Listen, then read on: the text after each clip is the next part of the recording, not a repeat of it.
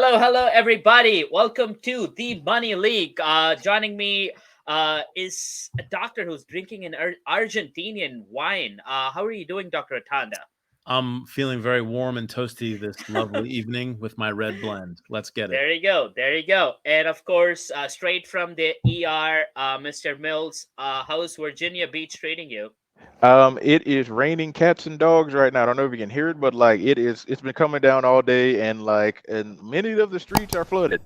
That's Oh, Okay. what you get Well, for stay being safe. at water Stay level. safe. Stay safe. Well, you know what? Just for me staying safe, stay safe. I should get a white card for showing compassion out here, guys. Did you guys hear about this white card thing that happened in Portugal Women's League? Yeah, it was very, crazy. very briefly, yes. Okay, Mills, do you want to expand on that? I feel it's just a joke. I read about it and I'm like, what is this white card? Has no consequence to the game. Mills, can you give us more context to it, please? Okay, here's the thing. It happened at a match between in the women's league between Benfica and Sporting Club in Portugal, and the referee Catarina Branco.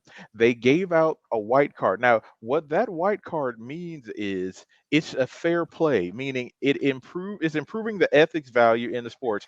Apparently, one of the players, they did something nice or something. Maybe they helped them off the ground. Maybe they gave them Like the I said, ball. stay safe. Yeah, stay safe. They stayed safe. Like they said like maybe it was after a crunching tackle they helped them up or something. But it's all about fair play, and that white card it doesn't do anything. It doesn't give you a point. It's Okay. not a yellow or red. I So I don't I get it. I feel this is like a complete joke. Is it like, oh my god, come on, this would never happen in the EPL. If Probably United not. if United are playing City, no one's gonna freaking show a white card. It's probably Nope, gonna be a lot of red cards. a lot of Dr. red. Atanda, what kind of a joke is this? Yeah, I mean, I guess they're trying to improve the overall culture of the game and kind of the Come on, well-being the of the culture is players. great. Football is amazing. It's I'm survived just like I'm drawing at straws here. I'm just trying to think ugh. of any good reason. Now, if there's something that doesn't impact the game whatsoever, I'm not particularly sure why the referee would even have the cards or would be thinking about deciding when to issue the cards. Yeah. I mean, the referee is there to keep the game flowing, to be impartial, to help things get settled and squabbles on the field. Mhm. I think informally they kind of acknowledge, good sportsmanship. You pick up an opponent player that you may have knocked over, and you kind of informally acknowledge that. But I don't know if it should be formally part of the Uh, referee's well, duties. this is my analysis. I think white card is the new participation award of this woke world we're living in. You did a great job. I don't know. It is hilarious. Well, let's get into some real football happening in England. We had some amazing matchups this past weekend. Of course, heartbreaking loss for me. Back to back games we Mm. lost in the 90th minute. First to Crystal Palace last Wednesday, and again to Arsenal 3-2. Again, the Crystal Palace draw, I take it as a loss for United. Dropping points against Crystal Palace is hilarious. And I think the Arsenal game, I don't know. I think Casemiro could have made a difference. I don't know. I'm just pissed off. Dr. Atanda, any takeaways from that awesome game? I feel the game was great. Yeah, I mean, it was back and forth. At first, I actually thought Man U had them. I thought they looked a bit more lively. I think, they're down on the table compared to Arsenal, but I thought it was going to be an upset. But unfortunately for the Man U fans, late in the game, giving up a goal in two consecutive games like that, I mean, that's brutal. You know, Yep. Mhm. but you got to It tip your was hats off to Arsenal. Yes, they were really good. Well, we showed all the anger against Nottingham Forest at the Carabao Cup today, which was, I don't know. Did you guys see the Rashford goal? He just Yeah, literally walked into the goal out there. I'm like, oh he was my wild. god. He was so what he had so much space. I'm going like, Yeah. is anyone gonna mark him? I mean, 3 Yeah. nothing is a commanding win. I mean, Yep. Nottingham, it's not some low level team Yep. in They're a fourth good team. division. They're Yep. 13th in the EPL. Hmm. I mean, they're nothing really to slouch at. Yep. But you expect a team like Man U's quality to prevail over a Nottingham Forest for Yep. sure. Especially with all the Uh, injuries. Mills, looks like your Man City, mighty Man City. Ha ha ha! What a joke. They're back into form, just killing everybody. What do you take? Yes. What do you take out there? Yes, sir. That was a complete demolition and a masterclass by the best striker in the EPL right now, Erling Haaland. That's what that game came down to one name, Erling Haaland. He bags his fourth, I believe his fourth hat trick in the EPL. He is on fire right now. He could do whatever he wanted on there. They just looked lost. They said, hold us said we can't stop him. We can only contain him. We can't even do that for long. My goodness. It Yeah. was a complete walkover, and man, we needed Man U to beat Arsenal I so that know. because we were Close only that two gap. points You know behind them. what? Now I they're up think five on us. I think like we hated you guys so much we ended up losing to Arsenal. That's the only thing I can look out here. Oh my The god. question: Uh, how do you guys keep letting Bukayo Saka get to his left foot? We all know what he wants to do. He wants to post up on that left block. He does that step over move to get on the opponent's right shoulder, oh, the opposite shoulder, and he blasted that goal from like 20 yards okay, out with but his left foot. But you know what? The best thing, United already played Arsenal twice, so we don't have to play Arsenal anymore. But Man City has to play Arsenal twice because the first Oh, leg don't was mention. cancelled. Yeah, So I Mm. think those two games are going to be super interesting. definitely. Yeah, and Arsenal has a game in hand on both of those Yep. teams, so Uh huh. that's Uh huh. definitely something to look into, and Yeah. it's going to be Well, close the next it's couple going of to be months. close. I think, but again, it's still only 20 games. People keep forgetting there's like 18 more games left. So it's like Yes, they are. we're literally like midpoint of the season. So Yeah. I think it's going to be fun. Tottenham kind of keeping their top four hopes alive. Win against Shit. Fulham. Thoughts on that, Dr. Tondo? Yeah, I mean, I'm always, a big fan of Harry Kane. I've stated that in the past. I mean, I think he's pretty consistent. You can pretty much count on him to come through. He's carried that team for many, many seasons. And, it's obviously Fulham is a good team. They have a good squad, but you would always expect a team of Tottenham's caliber to come out on top over Fulham. Mm-hmm. That is true. What have you heard about potential rumors about the American Yunus Musa heading to Tottenham? Potentially heading to You know Tottenham. what? I absolutely don't care about that. I think Harry Kane's going to come to the United team and it's going to be amazing. It's going to be the Robin Van Persie deal of 2023. I Oh can't Robin wait God. for it. Oh my god. Oh, imagine Harry Kane and Rashford. Oh, Oh that'd be Lord. Oh that would be a Lord. deadly duo. Let's see. Again, just like hopes, right? Let's see what Tottenham does. Well, Dr. Tanda, we did watch like a drub of a game, Chelsea versus Liverpool.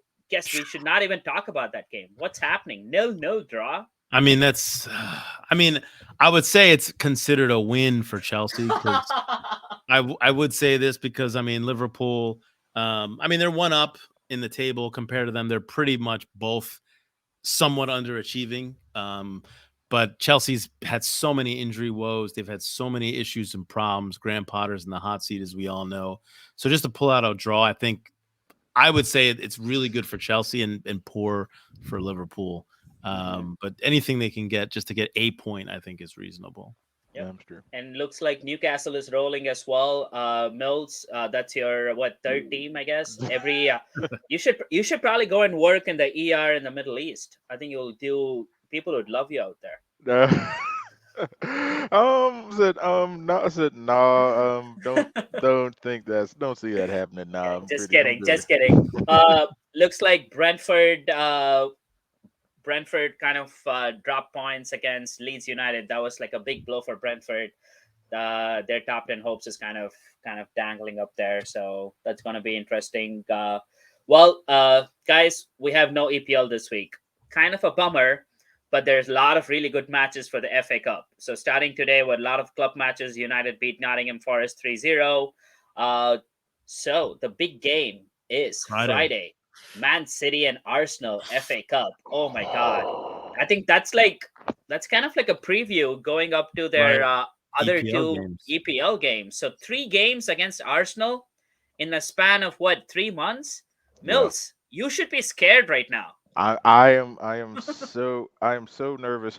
I'm so nervous right now. Especially like even though Man City is pretty in form. We're pretty in form right now. I mean, Phil Foden is still still working off that ankle injury that he's been in and out of the lineup with. But other than that, we're pretty fit. But Arsenal looking like world beaters right now. They are knocking out people left and right. And Are now, Dr. Atanda, is Arsenal peaking too soon? Ooh.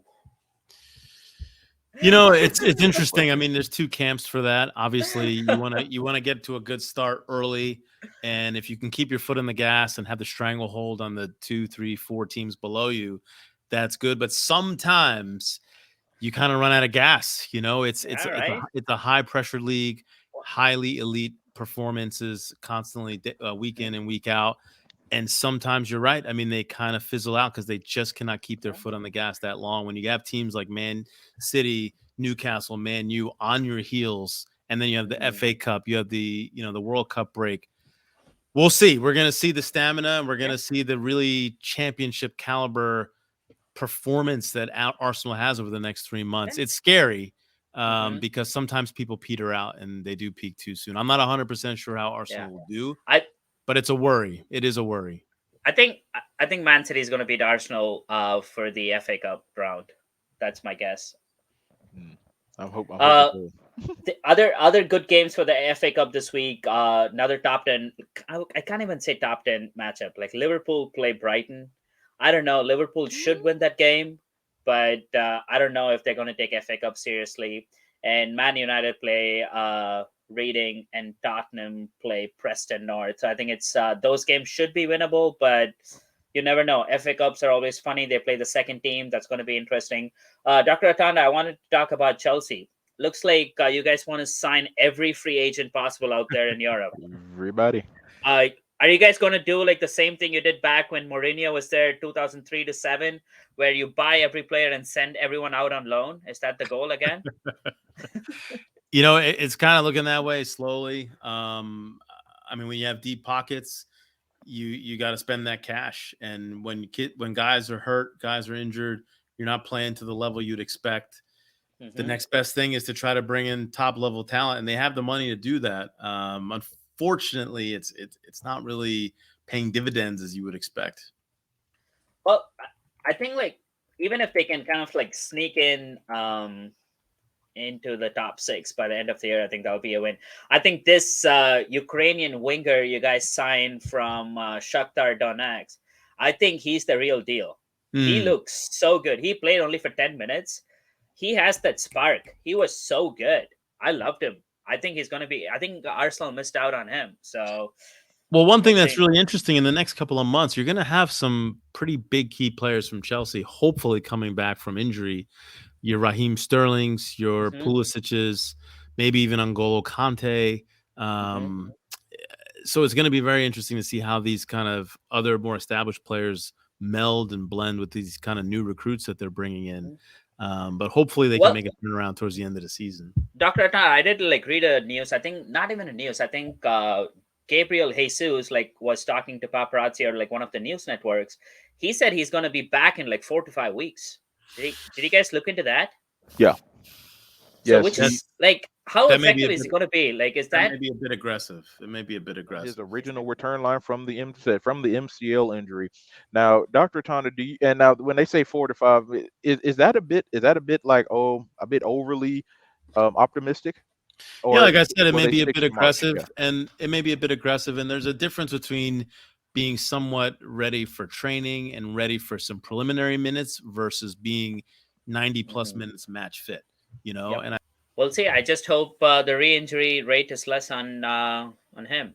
Any final thoughts, gentlemen? Looks like a little slow week for us. Next week we have awesome matchups. We'll definitely talk about props for next week. FA Cup. Have a wonderful weekend.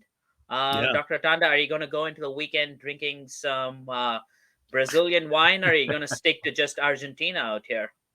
I like my Syrah Malbec red blends from Argentina, so I'm going to stick with that.